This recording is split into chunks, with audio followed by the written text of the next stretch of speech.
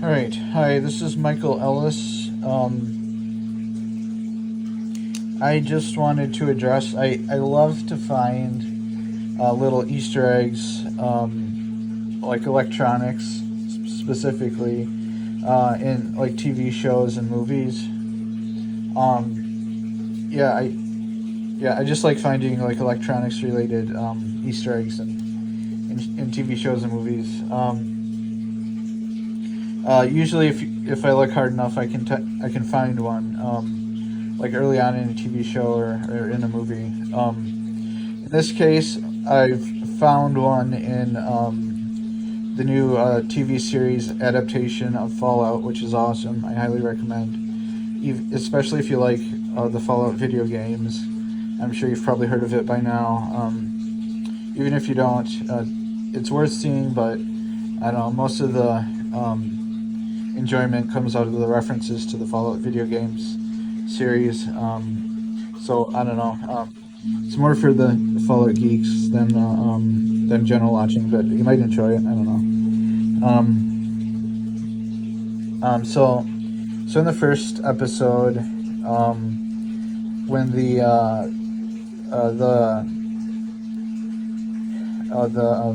Brotherhood of Steel character Maximus is sitting in classroom. And I don't want this to be a spoiler, but they just ask him like, what is something they hold up, and it's a booklet with some circuit diagram in it. It's kind of hard to see. Asks him what it is, and he says, "Oh, it's a circuit," or he says something else, like a rotor or something. And then he smacks him. He's like, "It's a circuit." But he goes back and like talks about how we have to find things and preserve them for future generations or something. But on the blackboard behind him is minus this is a circuit, drawn out electronic circuit. It's kind of hard to figure out what it is, but I wrote it down after like freezing it or watching it through and freezing it. It looks like it's a vacuum tube circuit, either a receiver or something. I'm not too sure.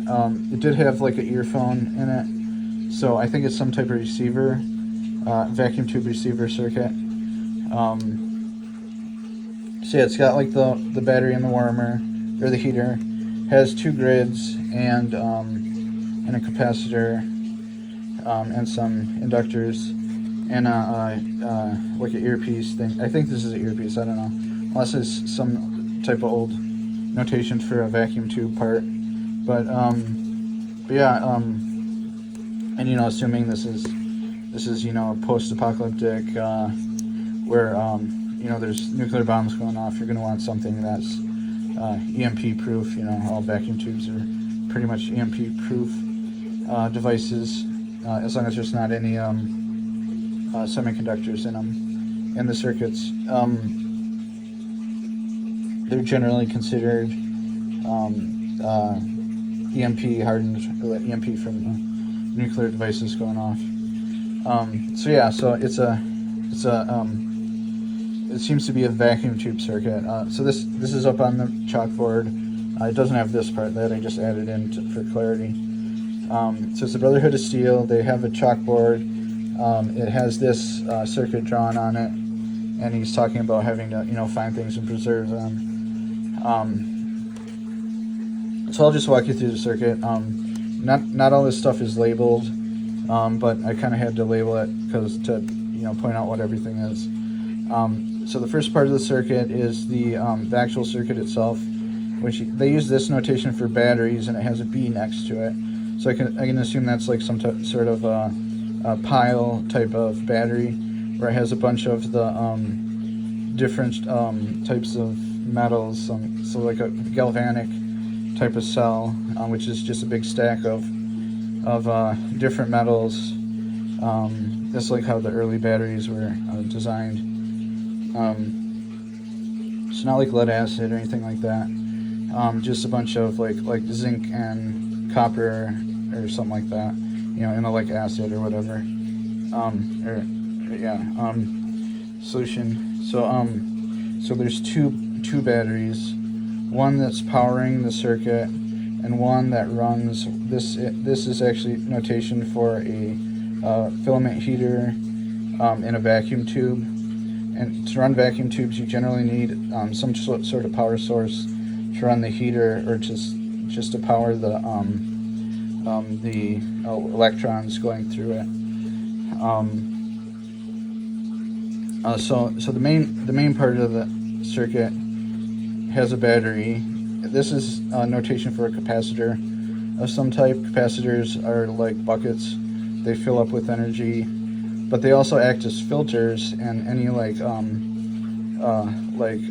sudden kind of spikes in energy can just pass right through them. That way, they act as a type of filter that have a certain bandwidth, and then they also act like they can fill up with energy and dump it really quickly if they need to.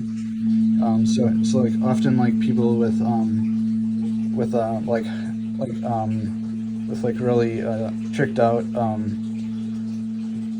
radios or sound systems in their cars will have like a big, huge, thick capacitor. Sorry, and like the 1 farad ones, which are huge, ginormous, and they'll hook that up to their radio system, their sound system, and what that does is number one, it filters out all the junk, distortions and everything, but it also allows their bass to power really strongly, and like push out like shake the car and everything, because it can dump all that energy out when the bass beats go. So that's kind of like, that's capacitors in a nutshell for you. They allow you to like get high powered when you need it, but they also filter out all like the noise and stuff too. So that's why we like capacitors. They filter, and they also allow it to dump a lot of energy all at once. So the L's are for notation for inductance. So those are coils of wire. Inductors keep the current constant. So like if you like try and push a bunch of current at once, like from the capacitor, for example, if you want to dump a lot of energy at once, it slows it down so it doesn't break whatever it's attached to. And with the current drops below a certain amount, or at all really, at what it's currently at, it'll like suck in its magnetic field and push it out to like keep it at constant anyways. Or like if it turns off, if the power turns off, it'll keep going until its magnetic field is depleted. Sometimes it'll actually do like really big spikes and everything, if it's sudden enough, which can actually end up damaging stuff. So it's actually sometimes they put a capacitor or not capacitor, like a spark gap or a diode across that to keep it from blowing up, like in like motors and stuff. So they usually put a diode across there. Okay, so the L's are the inductors, like the coils of wire, basically is what they are. Sometimes they have cores like iron or like a ferrite material, and that's like the, I don't know. Anyways, getting ahead of myself. Okay, so the circuit is the battery, the capacitor and the inductors, and then the tube. So the tube is, so this is like a battery, capacitor, inductors, and then the tube. So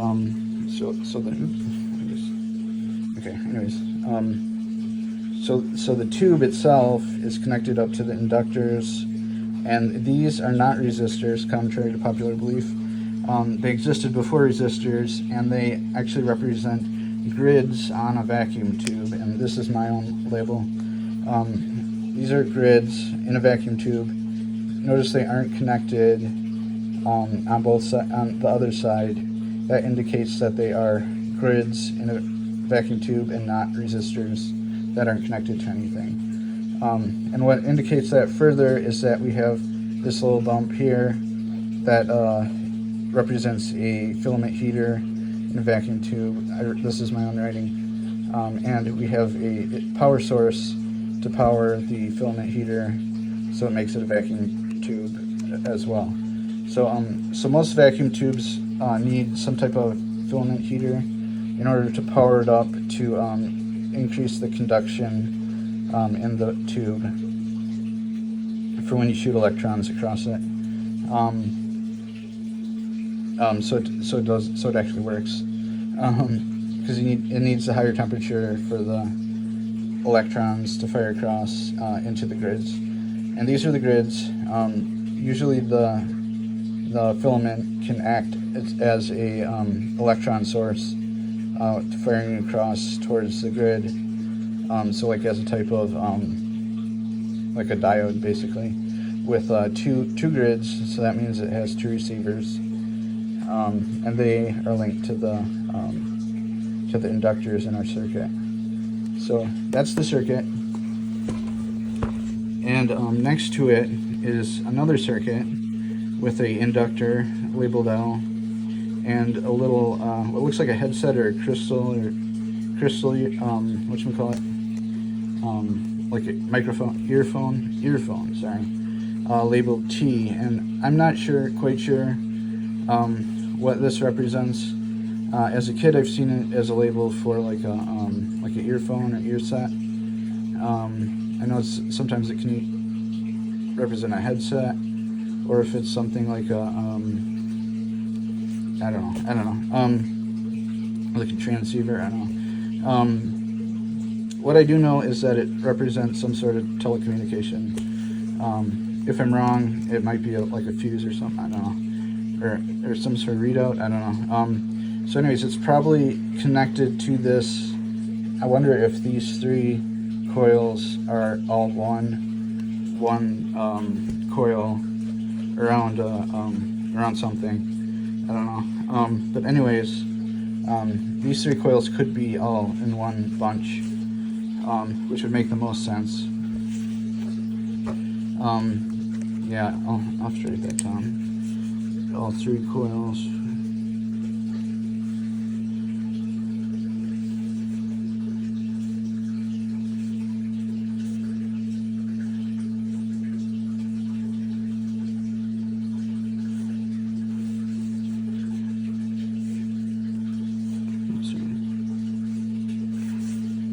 Coils.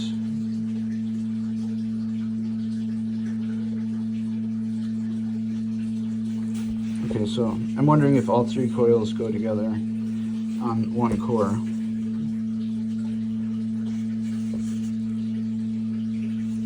So I'm wondering if all three coils go in one core. That would actually make a lot of sense. If you have some sort of oscillation with the grid, if these two cores were, or if these two coils, I'm sorry, oscillated and the grid. All right, so I'm wondering if these three coils were not on one core. Okay, so anyways, this is the last part. I haven't really deciphered exactly what it is. I think it's some sort of transceiver or something. Yeah, so that was also on the chalkboard. Yeah, I'm still kind of working on that, but just wanted to get this out because with the fervor of Fallout, I don't know, it's a fun thing for people to look into. So yeah, and you know, to fulfill my promise that I actually do look for these things in TV shows and stuff. I don't know if you watched the cartoon Kipo. I kind of watched that because my brother and his kids watched that. In Kipo, in one of the episodes, they're like in a car that's dusty, and there's like writing on the dust on the windshield, and it has this circuit, which is an X, a coil, and then either ground or a capacitor or something. It's like some sort of capacitor like thing. So yeah, that kind of looks like one of the like Tesla receivers. I don't know, like in the whatchamacallit, the radiant energy patent of Tesla, where it's like a thing, and then that, and then that, and then a ground. So that's kind of the Tesla thing. I don't know, kind of like it. I don't know, but yeah. This is a Tesla, Nikola Tesla, not the car company. Radiant Energy. Okay, so that's Nikola Tesla's Radiant Energy. That's Kipo. So anyways, I do look for this stuff for real. I'm not just making it up. So anyways, thanks for watching. This is Michael Ellis, and this is your Fallout TV series vacuum tube circuit Easter egg, courtesy of the Brotherhood of Steel. I'll see you later.